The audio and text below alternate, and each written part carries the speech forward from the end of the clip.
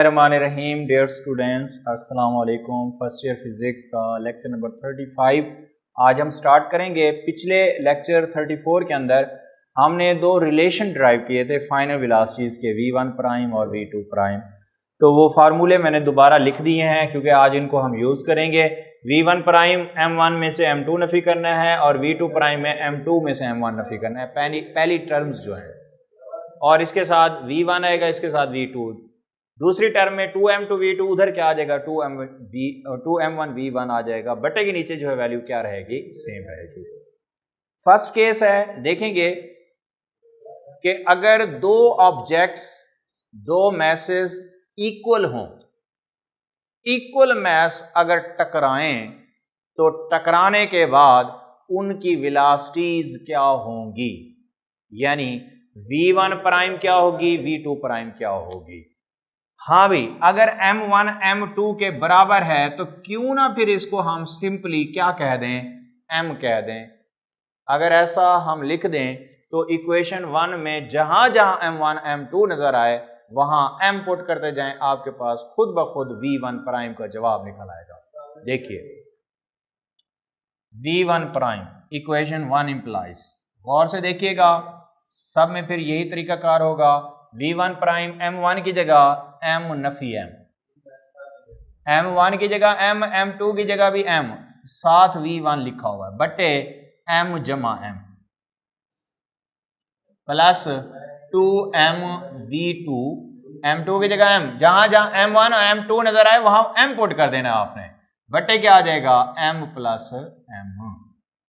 तो भाई ये जमा नफी जीरो, पहली टर्म जीरो हो गई, तो 0 plus 2m v2 divided bye 2m, m plus m, 2m से कट जाएगा, v1 प्राइम बराबर आ गया v2 के।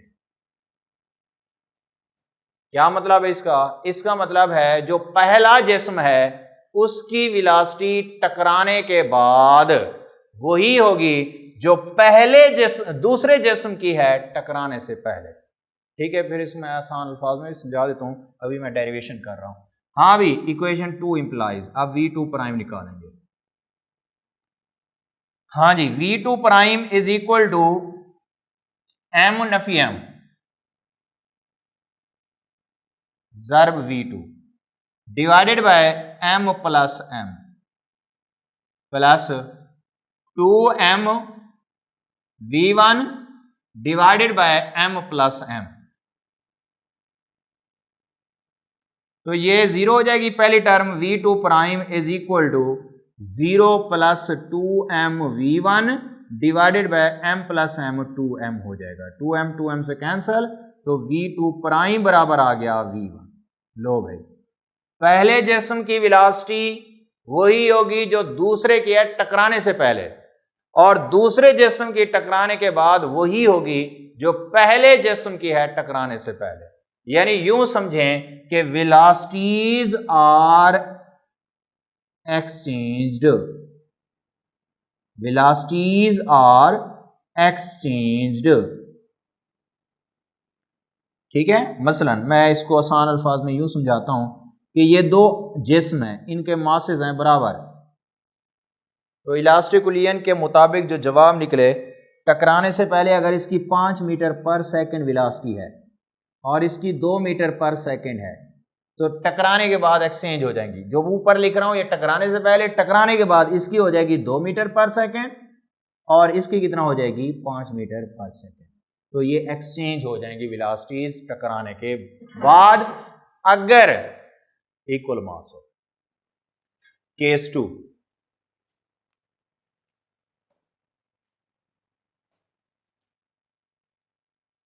सेकंड केस है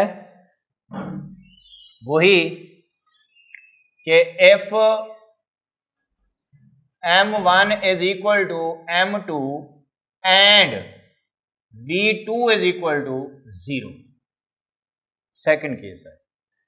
अब m1 अगर m2 के बराबर है, वही बात, क्यों ना हम इसको क्या लिख दें, m लिख दें। यानी जहां जहां m1 और m2 नजर आए वहां क्या पुट करना है, m। और आगे उसने बताया कि जो दूसरा जिस्म है इब्तदाई तौर पर इनिशियली रेस्ट पे है, रुका हुआ है, यानी एक जिस्म रुका हुआ है, दूसरा उसके मास के बराबर आके इससे टकराएगा। तो टकराने के बाद क्या होगा, आइए चेक करते हैं वेलोसिटीज। अब आपने दो काम करने हैं, जहां m1 m2 नजर आए m पुट करना है, और जहां v2 नजर आए वहां 0 पुट करना है। देखिए इक्वेशन 1 इंप्लाइज ये वाले, हाँ जी लिखें, v1 prime is equal to m नफी m v1 divided by m plus m plus 2m into 0, v2 0 है, divided by m plus m। ये माइनस प्लस 0 और वो 0 से ज़र्ब होने से 0, तो v1 प्राइम क्या आ जाएगा, 0। इसका मतलब पहला जिस्म टकराने के बाद ठहर जाएगा, 0 वेलोसिटी का मतलब ठहर जाएगा। दूसरी इक्वेशन को इंप्लाई करें, v2 प्राइम निकालना है, v2 प्राइम बराबर आ जाएगा m माइनस m इंटू 0, और v2 भी 0 है, बटे क्या आ जाएगा, m plus m plus 2m v1 बटे m प्लस m। ये प्लस माइनस की वजह से भी 0 और 0 के ज़र्ब देने से भी 0 होता है, यानी पहली टर्म तो हो जाएगी 0, दूसरी टर्म क्या आ जाएगी, 2m v1 बटे 2m, 2m से कैंसल, तो v2 प्राइम बराबर आ जाएगा v1। यानी दूसरे जिस्म की टकराने के बाद वेलोसिटी वही होगी जो पहले जिस्म की है टकराने से पहले, यानी वही एक ही बात बनती है कि अगर मास इक्वल हो तो वेलोसिटीज एक्सचेंज हो जाती है।